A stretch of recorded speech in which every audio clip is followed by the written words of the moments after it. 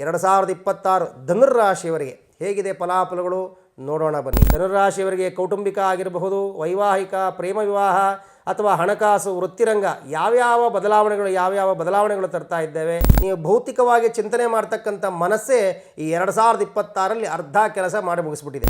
June, October, November, December ಈ ತಿಂಗಳುಗಳು ನಿಮಗೆ 2026ರಲ್ಲಿ ಆಸ್ತಿ ಏನಾದರೂ ನಾವು ಖರೀದಿ ಮಾಡ್ತಕ್ಕಂಥ ಇದ್ದೀವಿ, ಹೊಸ ವಾಹನವನ್ನು ಖರೀದಿ ಮಾಡಬೇಕು ಅಂದ್ಕೊಂಡಿದ್ದೀವಿ, ಈ ಥರ ಏನಾದರೂ ಯೋಚನೆ ಮಾಡಿದರೆ ಹಾಗಿದ್ರೆ ನೀವು ಪರಿಹಾರ ಏನು 2026ರಲ್ಲಿ?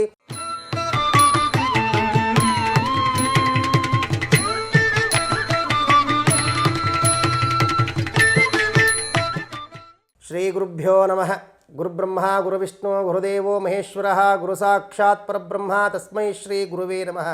ಉಗ್ರಂ ವೀರಂ ಮಹಾವಿಷ್ಣುಂ ಜ್ವಲಂತಂ ಸರ್ವತೋಮುಖಂ ನೃಸಿಂಹಭೀಷಣಂ ಭದ್ರಂ ಮೃತ್ಯುಮೃತ್ಯೋ ನಮಾಮ್ಯಹಂ. ಸಮಸ್ತ ವೀಕ್ಷಕ ಬಾಂಧವರಿಗೆ ನೃಕೇಸರಿ ಅಸ್ಟ್ರೋ ಚಾನಲ್ಗೆ ಸ್ವಾಗತವನ್ನು ಕೋರುತ್ತಾ, ನಮ್ಮ ಆರಾಧ್ಯ ದೈವವಾಗಿರ್ತಕ್ಕಂಥ ನರಸಿಂಹದೇವರು ಎಲ್ಲರಿಗೂ ಒಳ್ಳೆಯದನ್ನು ಮಾಡಲಿ ಅಂತ ಹೇಳಿ ಪ್ರಾರ್ಥನೆಯನ್ನು ಮಾಡುತ್ತಾ, ಇನ್ನು ನಮ್ಮ ಚಾನಲ್ಗೆ ಯಾರ್ಯಾರು ಸಬ್ಸ್ಕ್ರೈಬ್ ಆಗಿಲ್ಲ ಎಲ್ಲ ಸಬ್ಸ್ಕ್ರೈಬ್ ಆಗಿ ಅಂತ ಹೇಳಿ 2026 ಧನುರ್ರಾಶಿಯವರಿಗೆ ಹೇಗಿದೆ ಫಲಾಫಲಗಳು ನೋಡೋಣ ಬನ್ನಿ. ಏನು ಹೊಸ ವರ್ಷ ಅಂತಿದ್ದಾಗ ಎಲ್ಲರೂ ಹೊಸ ಭರವಸೆಗಳಲ್ಲಿ ಮುನ್ನೋಗ್ತೇವೆ. ಈ ವರ್ಷ ನಾನು ಈ ಒಂದು ಕಾರ್ಯವನ್ನು ಮಾಡಬೇಕು, ಆಸ್ತಿ ಖರೀದಿ, ಉದ್ಯೋಗದಲ್ಲಾಗಿರ್ಬಹುದು, ಹಣಕಾಸಿನಲ್ಲಾಗಿರ್ಬೋದು, ವ್ಯಾಪಾರ ವ್ಯವಹಾರದಲ್ಲಿ ಎಲ್ಲಾದರೂ ಸರಿ ನಾನು ಈ ಒಂದು ಉದ್ಯೋಗದಲ್ಲಾಗಿ ಭರವಸೆಯನ್ನು ನಾವು ಒಳ್ಳೊಳ್ಳೆ ಕೆಲಸವನ್ನು ಮಾಡ್ತೇವೆ ಅಂತ ಹೇಳಿ ಒಂದು ಭರವಸೆಯನ್ನು ಇಟ್ಕೊಂಡು ಬರ್ತೇವೆ. ಆ ಭರವಸೆ ಕೆಲವರಿಗೆ ಒಳ್ಳೆಯದನ್ನು ಮಾಡ್ತದೆ, ಕೆಲವರಿಗೆ ಆ ಭರವಸೆ ಈಡೇರಿಸಲಿಕ್ಕೆ ಆಗಲ್ಲ. ಹಾಗೆ ಇನ್ನು ಮುಂದಿನ ವರ್ಷ ಮಾಡೋಣ ಅಂತ ಅವರು ಮುಂದಕ್ಕೆ ಆಗ್ತಾ ಹೋಗ್ತಾ ಇರ್ತಾರೆ. ಇನ್ನು ಕೆಲವರು ಶ್ರಮವಿಲ್ಲದಂತಹ ಫಲವನ್ನು ಪಡಿತಾರೆ, ಇನ್ನು ಕೆಲವರು ಅತಿ ಎಷ್ಟು ಶ್ರಮ ಪಟ್ಟರೂ ಕೂಡ ಆ ಶ್ರಮಕ್ಕೆ ಸರಿಯಾದಂಥ ಫಲಗಳು ಸಿಕ್ಕಲ್ಲ.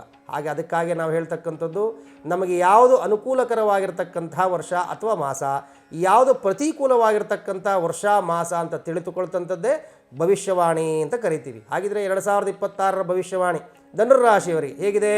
ಧನುರ್ರಾಶಿಯವರಿಗೆ ಕೌಟುಂಬಿಕ ಆಗಿರಬಹುದು, ವೈವಾಹಿಕ, ಪ್ರೇಮ ವಿವಾಹ ಅಥವಾ ಹಣಕಾಸು, ವೃತ್ತಿರಂಗ ಯಾವ್ಯಾವ ಬದಲಾವಣೆಗಳು ತರ್ತಾ ಇದ್ದೇವೆ.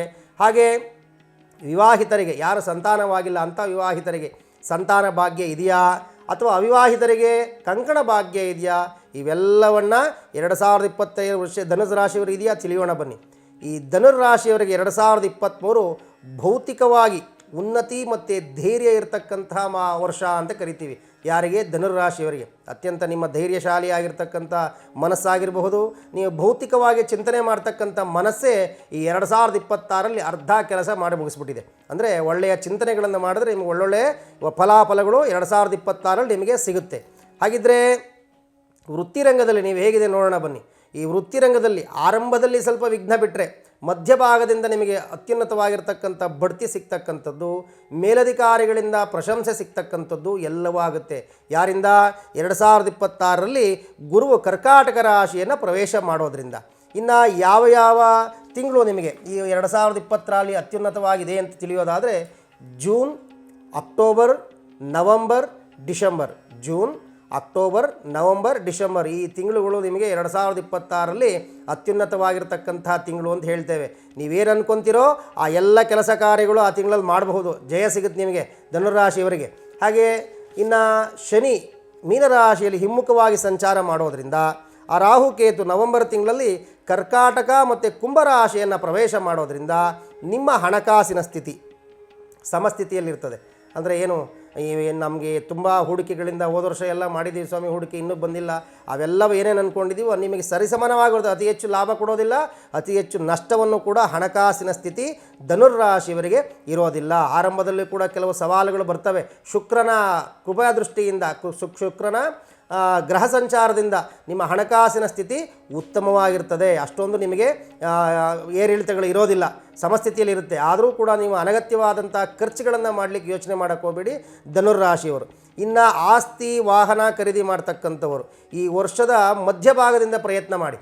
ಆಸ್ತಿ ಏನಾದರೂ ನಾವು ಖರೀದಿ ಮಾಡ್ತಕ್ಕಂಥ ಇದ್ದೀವಿ, ಹೊಸ ವಾಹನವನ್ನು ಖರೀದಿ ಮಾಡಬೇಕು ಅಂದ್ಕೊಂಡಿದ್ದೀವಿ, ಈ ಥರ ಏನಾದರೂ ಯೋಚನೆ ಮಾಡಿದರೆ ಈ ವರ್ಷದ ಮಧ್ಯಭಾಗದಿಂದ ಪ್ರಯತ್ನ ಮಾಡಿ, ಖಂಡಿತವಾಗಿ ನಿಮಗೆ ಅನುಕೂಲ ಆಗ್ತದೆ. ಇನ್ನು ಅವಿವಾಹಿತರಿಗೆ ಕಂಕಣ ಭಾಗ್ಯ ಈ ಮಧ್ಯಭಾಗದಿಂದ, ಈ ಶುಕ್ರನ ಕೃಪಾಕಟ ದೃಷ್ಟಿಯಿಂದ ನಿಮಗೆ ಈ ವರ್ಷದ ಮಧ್ಯಭಾಗದಿಂದ ಎಲ್ಲರಿಗೂ ಕಂಕಣ ಯೋಗ ಇದೆ. 2026ರಲ್ಲಿ ಯಾರಿಗೆ ಸಂತಾನವಿಲ್ಲ ಅಂತ ಹೇಳಿ ಪ್ರಾರ್ಥನೆಯನ್ನು ಮಾಡ್ತಾ ಇದ್ದೀರೋ, ಸಂತಾನ ವೇಣುಗೋಪಾಲ ಸ್ವಾಮಿಗೆ ಬೆಣ್ಣೆಯನ್ನು ಕೊಡೋದ್ರಿಂದ, ಯಾರೋ ಧನುರಾಶಿಯವರು 2026ರಲ್ಲಿ ಸಂತಾನಕ್ಕಾಗಿ ಸಂತಾನ ವೇಣುಗೋಪಾಲ ಸ್ವಾಮಿಗೆ ಹೋಗಿ ಬೆಣ್ಣೆಯನ್ನು ಕೊಡೋದ್ರಿಂದ ನಿಮಗೆ ಸಂತಾನದ ಯೋಗ ಕೂಡ ಲಭ್ಯ ಆಗ್ತದೆ ಧನುರ್ರಾಶಿಯವರಿಗೆ. ಹಾಗೆ ಇನ್ನು ಹೆಚ್ಚಿನ ವಿಧವಾದಂಥ ಯಶಸ್ಸು ನಿಮಗೆ ಈ ಮಧ್ಯಭಾಗದಿಂದ ಸಿಗುತ್ತೆ. ವ್ಯಾಪಾರ, ಸ್ವಂತ ಉದ್ಯಮ ಮಾಡ್ತಕ್ಕಂಥದ್ದು, ಪಾಲುದಾರಿಕೆಯಲ್ಲಿರ್ತಕ್ಕಂಥವರಿಗೆ ಅಥವಾ ಹೂಡಿಕೆಗಳನ್ನು ಮಾಡ್ತಕ್ಕಂಥ ಇದ್ದವರಿಗೆಲ್ಲರಿಗೂ ಕೂಡ ಮಧ್ಯಭಾಗದಿಂದ ಅತ್ಯಂತ ಯಶಸ್ಸಿನವಾಗಿರ್ತಕ್ಕಂಥ ವರ್ಷ ಆಗ್ತದೆ 2026 ಧನುರ್ರಾಶಿಯವರಿಗೆ. ಇನ್ನು ಆರೋಗ್ಯದ ಮಟ್ಟಿಗೆ ನೋಡೋದಾದರೆ, ಆರೋಗ್ಯ ನಿಮಗೆ ಸ್ವಲ್ಪ ಚೆನ್ನಾಗಿದ್ದರೂ ಕೂಡ ಹೊಟ್ಟೆಗೆ ಸಂಬಂಧವಾಗಿರ್ತಕ್ಕಂತಹ ಹೊಟ್ಟೆಗೆ ಸಂಬಂಧಪಟ್ಟಂಥ ಸಮಸ್ಯೆಗಳಿಂದ ನರಳುತ್ತೀರಿ. ಸ್ವಲ್ಪ ಆ ಸಣ್ಣ ಪುಟ್ಟ ಶೀತ, ಕೆಮ್ಮು ಈ ಥರದ್ದೇನಾದರೂ ಬಂದಾಗ ಹೆಚ್ಚಿನ ಜಾಗ್ರತೆ ವಹಿಸಿ, ಬಿಡೋ ಶೀತ ತಾನೇ, ಕಮ್ಮಿ ತಾನೇ ಅಂತ ಹೇಳಿ ಈ ಸಣ್ಣ ಪುಟ್ಟ ಆರೋಗ್ಯದಲ್ಲೂ ಕೂಡ ನೆಗ್ಲೆಕ್ಟ್ ಮಾಡೋಕ್ಕೆ ಹೋಗಬೇಡಿ. ಹೆಚ್ಚಿನ ಜಾಗ್ರತೆ ವಹಿಸಿದ್ದೇ ಆದರೆ 2026 ಕೂಡ ಆರೋಗ್ಯದಲ್ಲಿ ನೀವು ಜಯವನ್ನು ಗಳಿಸ್ತೀರಿ. ಹಾಗಿದ್ರೆ ನೀವು ಪರಿಹಾರ ಏನು 2026ರಲ್ಲಿ ಪ್ರತಿಕೂಲ ವರ್ತಮಾನಕ್ಕೆ ಅಂತಂದರೆ, ನೀವು ಪ್ರತಿ ತಿಂಗಳು ಬರುವ ಸಂಕಷ್ಟಹರ ಗಣಪತಿ ಸಂಕಷ್ಟಹರ ಚತುರ್ಥಿ ದಿನವನ್ನು, ಪ್ರತಿ ತಿಂಗಳು ಬರ್ತಕ್ಕಂಥ ಸಂಕಷ್ಟಹರ ಚತುರ್ಥಿ ದಿನವನ್ನು, ಅಂದರೆ ಚತುರ್ಥಿಯಲ್ಲಿ ಬರ್ತಕ್ಕಂಥ ಸಂಕಷ್ಟ ಗಣಪತಿಯನ್ನು ಪ್ರಾರ್ಥನೆ ಮಾಡಿ ಉಪವಾಸ ಇದ್ದು ಆ ಗಣಪತಿಗೆ 21 ಗರಿಕೆಗಳನ್ನು ಕೊಟ್ಟು ಕಡುಬನ್ನು ನೈವೇದ್ಯ ಮಾಡೋದ್ರಿಂದ ನಿಮ್ಮ ಎಲ್ಲ ಕಷ್ಟ ಕಾರ್ಪಣ್ಯಗಳು ಎಲ್ಲವೂ ಕೂಡ ನಿವಾರಣೆ ಆಗ್ತದೆ. ಹಾಗಾಗಿ ಗಣಪತಿಯನ್ನು ಪ್ರಾರ್ಥನೆ ಮಾಡಿ. ಒಳ್ಳೆಯದಾಗಲಿ, ಶುಭವಾಗಲಿ.